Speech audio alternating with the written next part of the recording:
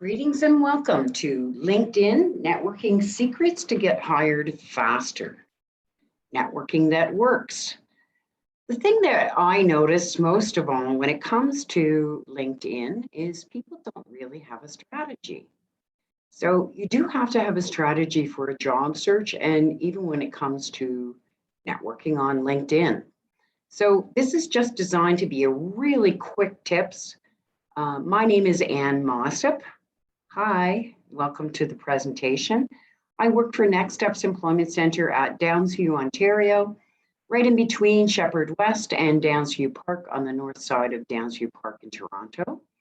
We are funded through Employment Ontario and in part by the Canadian government and operated by the Toronto District School Board. So it's my pleasure to be speaking with you today. And I just wanted to do something quick that just demonstrates some kind of a strategy when it comes to LinkedIn. It's new. I'm kind of under construction and sort of feeling my way through it, but I'm pretty sure you'll have a good idea, even though it's under construction, once I get to certain points on having a strategy. Whoa, a wall of words. LinkedIn's own advice on networking in a lot of cases is bunk. And you can avoid a lot of mistakes by just listening to today's presentation and just thinking about it logically. The proper order of attack when you're contacting companies, some covert tricks, the secret psychology hook. There's a mathematical formula. It's simple, but it shows you exactly how many contacts you need to make to generate the kind of responses that you want, and how to sneak your way into the hiring pipeline, which is what networking is all about. For those of you who don't know, if you are a manager or you've been a manager, you always have a side door, and this may be just sort of a metaphor or a story. But you, in that side drawer in your desk, you always have a pipeline. You always have people kind of up your sleeve in case anybody comes in and quits any minute. You've always got somebody in mind. Sorry, folks, that's how I always operated as a manager, because you just don't know what's going to happen. And your idea as the job seeker is to get there or get noticed and get into that hiring pipeline so that if something does come up, you get the call. Get live expert answers to all your LinkedIn job search questions and get hired. That's what it's all about. So if you are paralyzed with fear on LinkedIn, you don't have to be. There are lots of YouTubes that you can watch, and LinkedIn has its own materials that you can follow.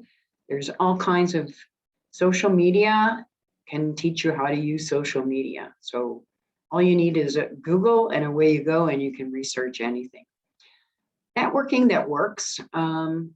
Most people do not have an order and sequence of contacts that they're making. And in a lot of cases, if you're contacting the person that's doing the same job that you want to do, it can be kind of intimidating.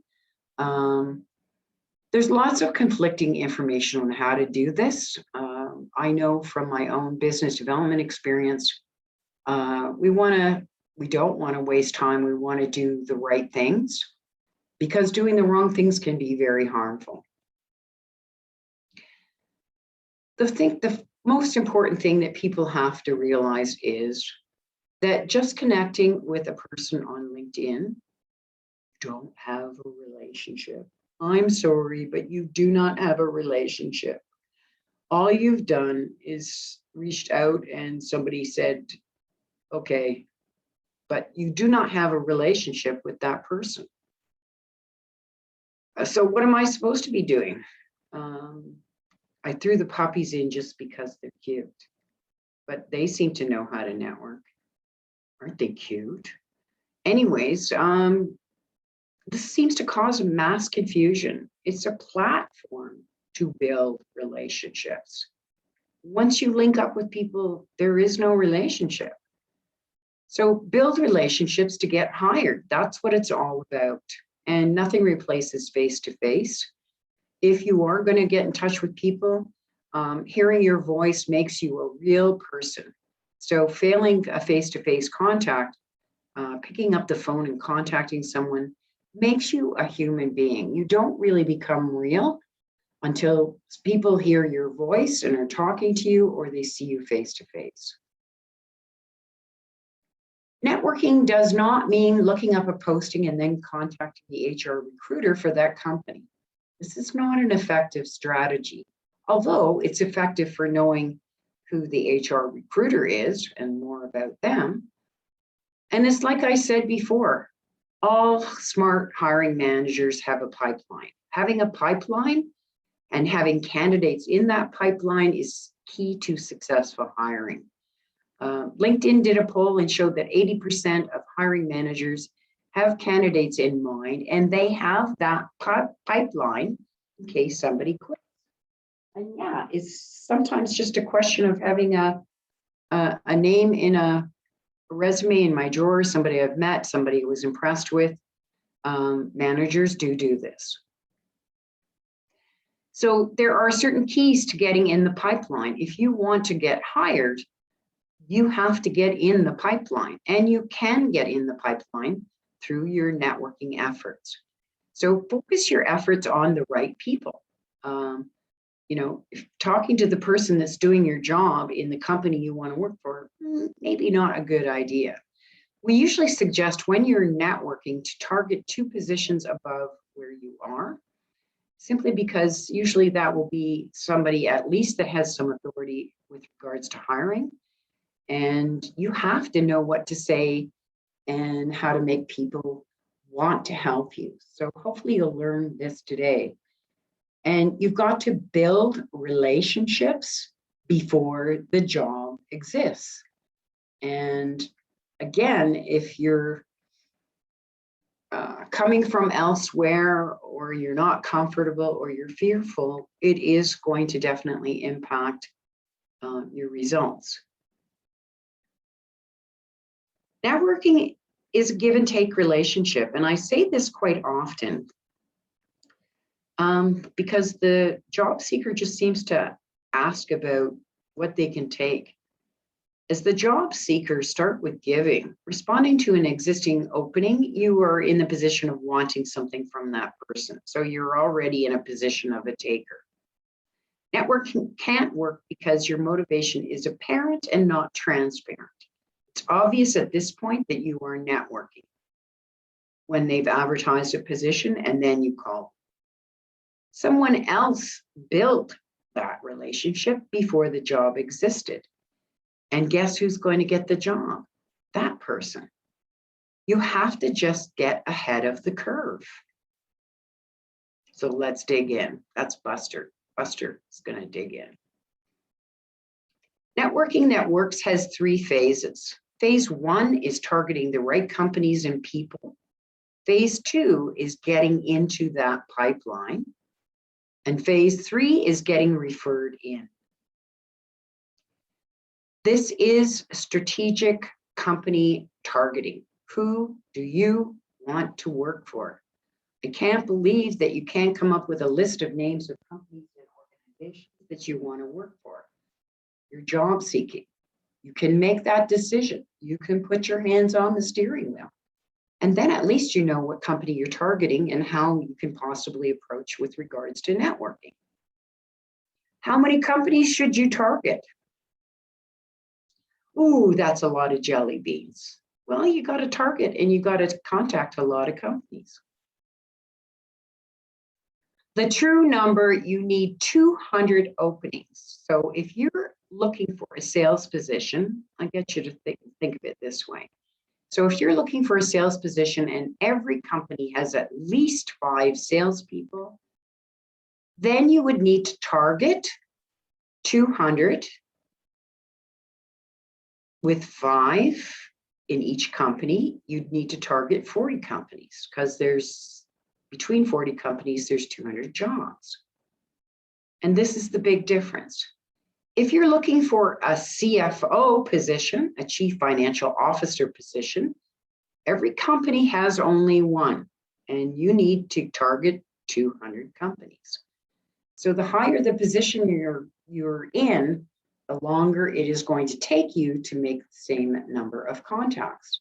And because there's only one of those positions, not even a Chief Financial Officer might not even be in every company. You've got to know who you're targeting. You've got to line your ducks up. That's the background. Get your ducks in a row. Why 200? Because most jobs open because of churn. It's called churn. People move out of the area. People quit for a better job. People retire. People transfer to another division. People get a promotion. People get fired, or hey, they passed away. And there's going to be churn all the time. Churn is just, there's constantly people quitting and being hired, especially if it's a large organization. So the formula is 200 times the number of positions in each company, and that will tell you how many companies you have to target. You can't just email anyone. Join groups, look at the profile of the person that you're going to get in contact with, or if you're getting in touch with old colleagues or old coworkers, older coworkers, by that I mean people that you worked with previously, chat with them, find out what groups they belong to, join a group, join Toastmasters, there's Meetup, there's all kinds of things that are come into the next steps. Join us for our webinars and get to know the people. These are ways that you can get to know people that seem very incidental and can generate substantial results, because you never know who you're talking to. The specific order for networking, generally speaking, it would be the following. You contact salespeople first within an organization. Why would you do that? Well, salespeople are geared for networking and connecting with people, and they understand those relationships. That's why they're in sales. So a good person that you're likely to get to respond to you in a company, even though you're not targeting that position, would be a salesperson. And then you can chat. You maybe connect with them, give them a call, and follow up. Peers, peers that you've worked with in the past, I don't really suggest that you contact the peers necessarily within a company. The recruiter within the company is a good place to start as well. Next, we would go for human resources, and then executives, and then specifically the hiring managers. Now, why would we do that? Well, the peers could be possibly colleagues that we've worked with in the past, but in order for anyone from 2 up to join you, if you've got somebody in LinkedIn from sales, which they are likely to say yes because of the nature of their position, then you've got an inside person already within that company. But you want to target other people, because as you get up to the executives and the hiring manager, they aren't going to connect with you unless they see that you are connected with others within their organization. And that's what you're building on to. You're also building on the level of position. A hiring manager or an executive is more likely to accept your LinkedIn invitation if you've already connected with other people in lower positions within the organization. Order and sequence matters. Just like on your resume, we start at the present and go backwards. For contacting people, this is a very strategic approach. If you go out of order, you will lower your success rate. First look up salespeople that work at these companies and send them an invite to connect on LinkedIn. Salespeople network for a living. My brother-in-law, he works for New Roads in Newmarket, and I swear Kenny knows everybody in the world, and they know him because he's in sales. He's constantly connecting people. He's wonderful at networking and making those connections between people because he's in sales. That's where he gets his mojo from. You want the person who refers you to be able to sell you to a hiring manager. So it's just a question of logic and seeing it and thinking about it in a logical way.